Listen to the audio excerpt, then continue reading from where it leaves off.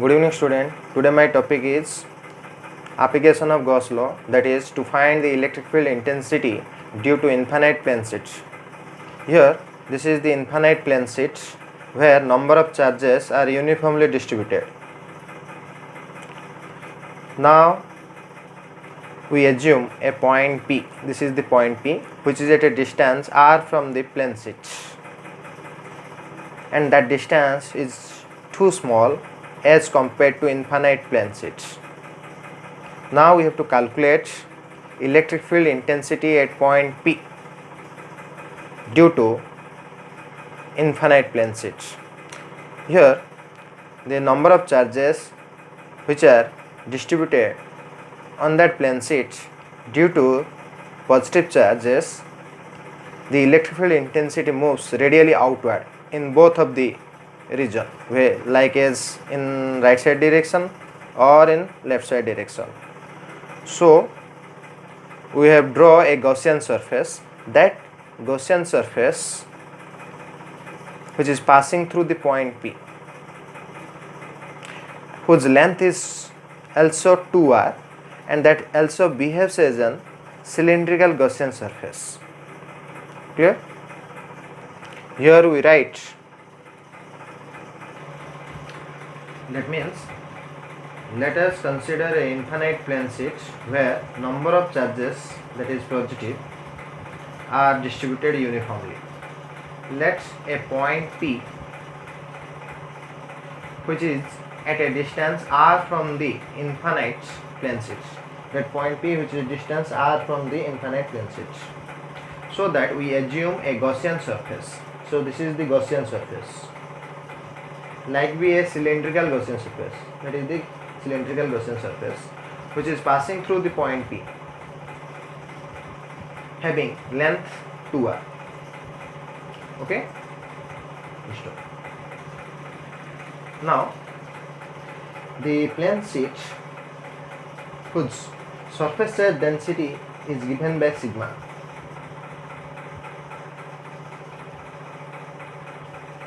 Plane sheet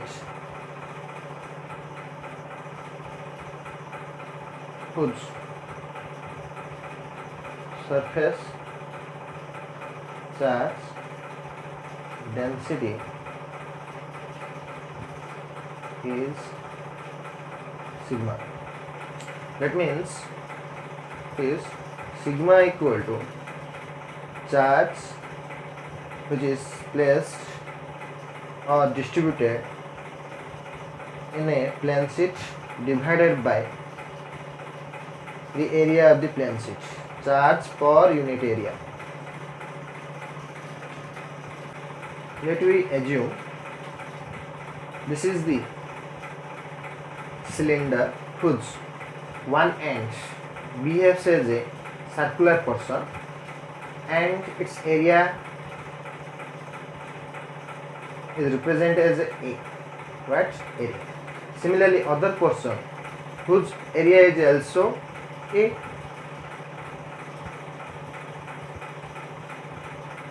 Now that cylinder which is passing through the plane sheet, so that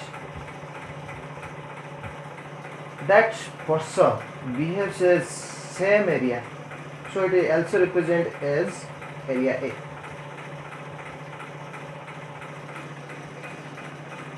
Inside the area, sum of charges are distributed. That charge which is placed inside that area is given by surface charge density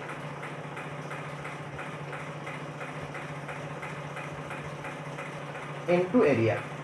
Okay, तार अर्थ है जदि आम cylindrical surface को धरी नबा तार गोटे and को जदि देखिबा से गोटे एंड रो गोटे पर्सन को जदि नबा एरिया ए, तार अदर पर्सन भी कौन हम एरिया ए बोली कंसीडर करा जिवो. That cylinder which is also passing through that plane sheet and which represent area is also a.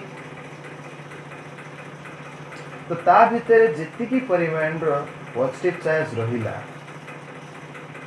से पॉजिटिव चार्ज को जदि आमे नबा से पॉजिटिव चार्ज का सहित समान हबो surface charge density into area सहित समान हबो काहे कि जदि गोटे प्लेन शीट नबा सपोज गोटे खाताटा पूरा खातार जदि देखिबा नंबर ऑफ चार्जेस जदि अछन यूनिफॉर्मली डिस्ट्रीब्यूटेड तो से माने गोटे एरिया रहिले ताकू कहिबा surface charge density charge per unit area वेदर से चार्ज एतिकी रहू किमा एतिकी रहू किंतु से माने कोन रहिले गोटे एरिया रहिले सो चार्ज पर यूनिट एरिया को हमें कहले surface charge density it is donated by sigma okay so that is the surface charge density which is equal to charge per unit area.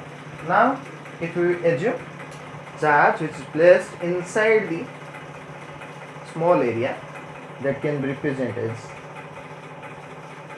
charge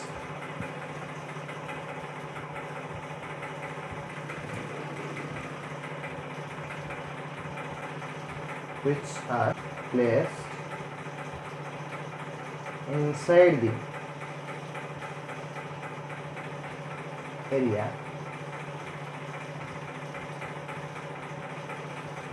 where the cylindrical Gaussian surface passing to the plane sheet where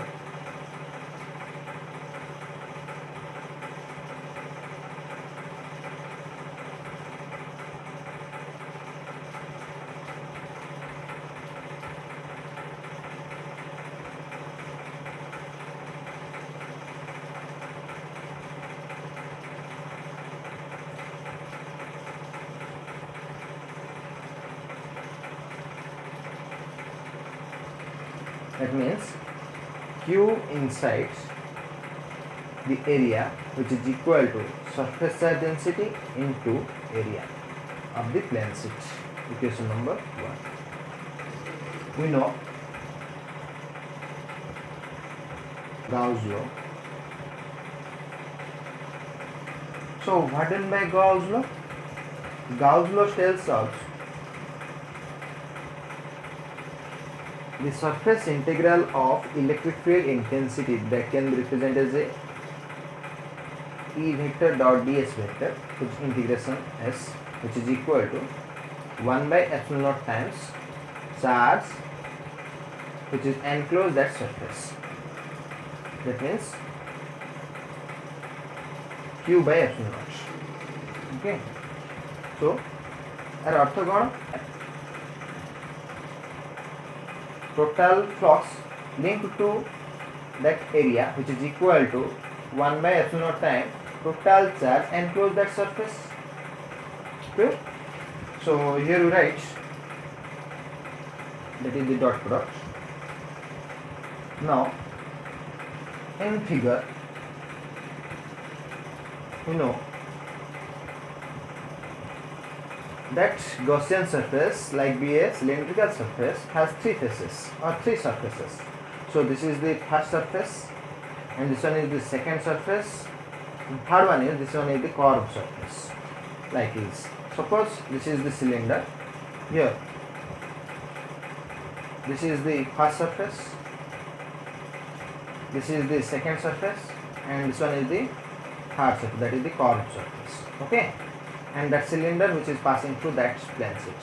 So this is the plane sheet, that's cylinder which is passing through that plane sheet. Okay, so here in first surface the direction of that area or orientation of that area which is perpendicular to that area that can represent as ds1 vector. We know that always the area vector perpendicular to that area. So if you assume this is the area whose area vector which is also perpendicular to it. So here we draw this is the direction of area vector and that direction of area vector perpendicular to that given area. and represent as a ds1. And we know that the plane sheet which contain positive charges and they are uniformly distributed. Due to positive charges, the electric field intensity goes radially outward along in that way, like that, along in that way. So in that case, electric field and area vector both are in same direction. Okay? Electric field and area vector both are in same direction. So this is the electric field. And the angle between electric field and area vector is given by theta equal to 0 degree. Similarly, in case 2, here the area whose area vector perpendicular to it, so this is the area vector ds2. Okay.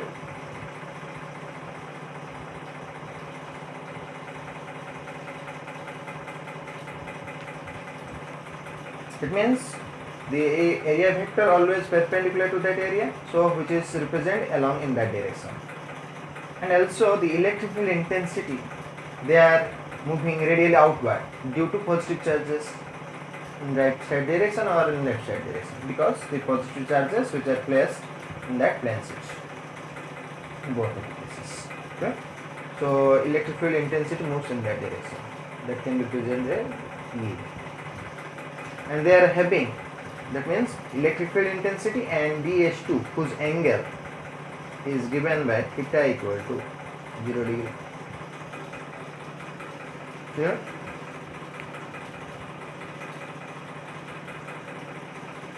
If you assume hard surface, that is the curved surface, so this is the curved surface. Here, in that case, a small surface whose area vector perpendicular to that given small surface, it is denoted as ds3 vector. But the electric field intensity which are moving radially outward, like in that direction, taking in that direction. Here we write in that direction for third case, because the charges are uniformly distributed on that plane sheet, and the plane sheet which is lies in vertical part. So due to charges, the electron moves in that direction or in that direction. Okay. So there is an angle between ds3 and E vector is given by theta equal to 90 degree. So we can write, that is the surface integral of E dot ds vector can be represented as, that is the surface integral of S1 vector E vector dot ds1 vector plus S2 vector E vector dot ds2 vector plus E vector dot ds3. It is the surface integral of E vector dot ds3 vector, which is equal to q by epsilon naught. So here we write the angle between E vector ds1 vector is theta equal to 0 degree. So their magnitude is given by S1 equal to E ds cos 0 degree plus, similarly in second surface E vector ds2 vector whose angle is also 0 degree, so their magnitude is given by S2 integration of S2 E ds cos 0 degree plus in third surface, E vector and ds3 vector both are mutually perpendicular to each other. This is the ds3 vector and this is the E vector. This is the E vector. Both are mutually perpendicular to each other. So the angle between them is 90 degree. It means S E ds 3. This is 2. This is 1. Cos 90 degree, which is equal to Q by epsilon naught. Clear? So in that case, here cos 0 is 1, so it can be represented as surface integral of E ds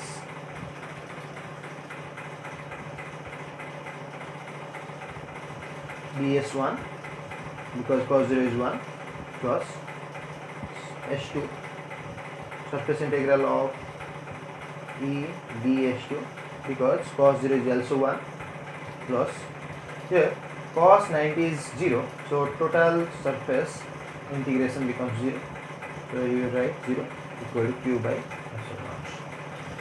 Now both this surface area, this one and this portion, both are same surface, so ds1 which is equal to ds2, so that means the two surfaces are remain same. So you write the integration, that is 2 into E ds, because since you write ds1 equal to ds2 equal to ds, this is equal to what? Q by epsilon naught. Now here in that case the electric field remains constant because the radius remains constant. Okay, so electric field taken outside, it is 2E integration of ds equal to Q by epsilon naught.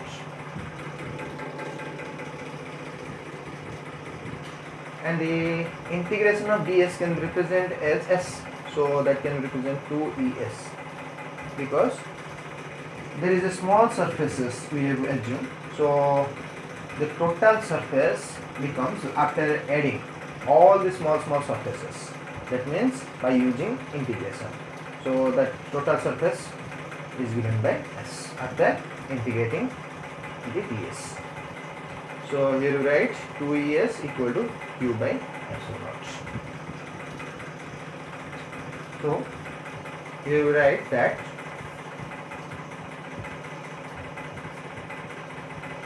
E equal to Q by 2s. That's why that implies E equal to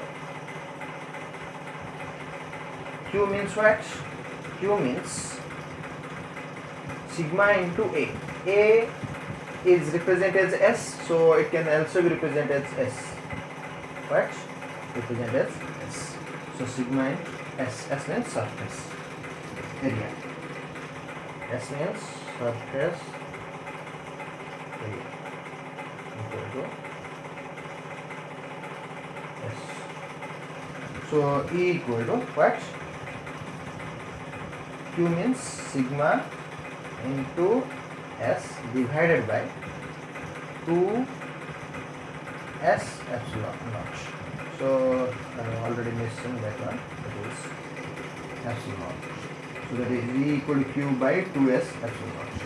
So here we cancel S and S. It implies E equal to what? Sigma by 2 epsilon 0. So electric fields due to a infinite plane sheet is given by sigma by 2 epsilon 0. In that case, there is no R, so that electric field does not depends upon R, because that R which is very small as compared to infinite plane sheets. That's why the electric field intensity does not depends upon R. Okay?